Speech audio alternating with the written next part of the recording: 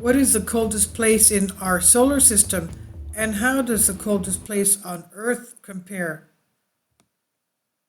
Space is very, very cold, as according to live science. The baseline temperature of outer space is 2.7 kelvins, minus 454.81 degrees Fahrenheit, or minus 270 degrees Celsius, meaning it is barely above absolute zero, a point at which molecular motion just stops. Can you imagine?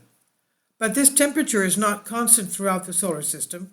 So-called empty space, though it is not actually empty, is far colder than planets, moons, and asteroids, for example, because there is practically nothing to absorb the energy from the sun. So, not including regular empty space, that is the coldest space in the solar system, how does it compare with temperatures on our Earth? Measuring space, first let's take a moment to consider exactly how cosmic temperatures are taken. Temperatures can be measured by observing the intensity of infrared and microwave radiation emitted from surfaces. This is what Ian Crawford, professor of planetary science and astrobiology at Birkbeck University, London, in the United Kingdom, says. He said, in the absence of such measurements, temperatures can be estimated based on the amount of sunlight they receive. However, taking cosmic measurements is not always simple. According to Don Polacco, professor of astronomy at the University of Warwick in the United Kingdom, nothing is ever straightforward in astronomy, mainly because you are always observing as opposed to interacting. So although there are accurate ways to measure temperatures in space, there will always be room for refinement. Temperatures are estimates, Polacco said. The numbers you calculate depend on how good your assumptions really are and how detailed the physical model is that you are using.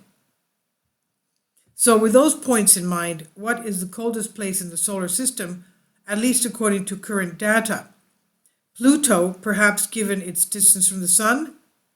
In fact, the coldest place might be much closer to home. To the moon?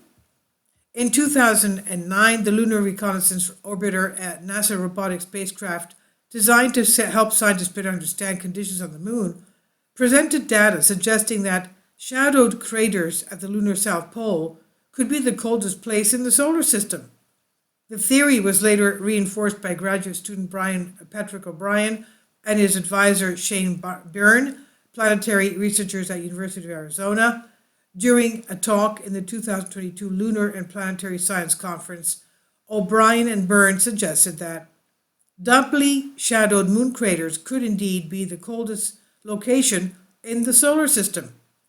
According to O'Brien and Byrne, a crater can be regarded as doubly shadowed if it is shielded not only from the direct solar illumination, but also from secondary heating sources such as solar radiation reflecting off nearby illuminated areas, as well as thermal radiation emitted from those warm surfaces.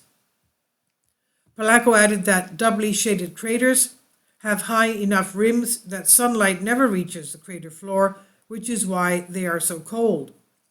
O'Brien and Byrne's research suggests given these permanently shadowed regions have been shielded from solar illumination for billions of years, their craters could contain micro-cold traps that contain not only water ice but also more volatile compounds and elements such as carbon dioxide, carbon monoxide, dinitrogen, and argon. According to O'Brien and Byrne, these craters are estimated to have temperatures around 25 Kelvin, that's minus 414 degrees Fahrenheit, or minus 248 degrees Celsius, but they could be colder. Crawford is confident that the veracity of the research, saying, I'm sure these are the coldest temperatures in the inner solar system from Mercury to Mars, and also colder than the estimated average surface temperature of Pluto, he said. The average surface temperature of Pluto, for context, is 40.4 kelvins, which is minus 386.95 degrees Fahrenheit, or minus 232.75 degrees Celsius, according to NASA. But these doubly shadowed moon craters may not be as cold as the Oort cloud, a shell of icy space debris located way beyond the orbit of Neptune, Crawford said. The distinction depends on, he noted, on whether we include the Oort cloud when discussing the solar system. Well, why shouldn't we? It's part of our solar system anyway. The Oort cloud is at once considered to be the most distant region of our solar system by NASA, but also beyond our solar system. This lack of clarity means it's sometimes regarded as part of the solar system, and at others defined as the boundary between our solar system and interstellar space. The Oort cloud is considered to only be loosely bound to the solar system according to the planets.org. According to Northwest University, Illinois, temperatures in the Oort cloud could be as cold as 5 Kelvin, that's minus 450 degrees Fahrenheit or minus 268 degrees Celsius, which would be far colder than any temperature found on our moon. But if we don't include the Oort cloud, the coldest place in the solar system is very likely to be found on our nearest celestial neighbor. Earth comparisons. On Earth, even the coldest, most punishing Antarctic temperatures are far warmer than either the moon's craters or the Oort cloud. The coldest terrestrial temperature ever recorded registered July 21st, 1983 at Russia's Vostok Research Station, Antarctica, was minus 128 degrees Fahrenheit, that's minus 89 degrees Celsius, according to the World Meteorological Organization World Weather and Climate Extremes Archive. But scientists have artificially created temperatures that are lower than those that occur naturally on Earth, in the moon's craters, or even the Oort cloud.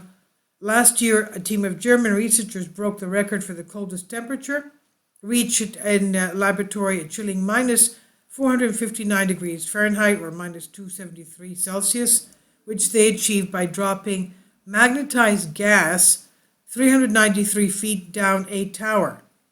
But when it comes to temperatures that occur naturally, the darkest, most shadowy recesses of our moon seem very likely to boast the lowest temperatures in our solar system, depending, of course, on how you choose to classify the Oort cloud. This is originally published on Live Science by Joe Phelan. Please leave your comments. Thank you for your support. Kindly support my Patreon account. The daily posts are 5 videos daily, and they are totally different from what I have on my YouTube channel. Thank you so much for your support and that you find all my content so interesting. You'll find the Patreon account details in the description box below.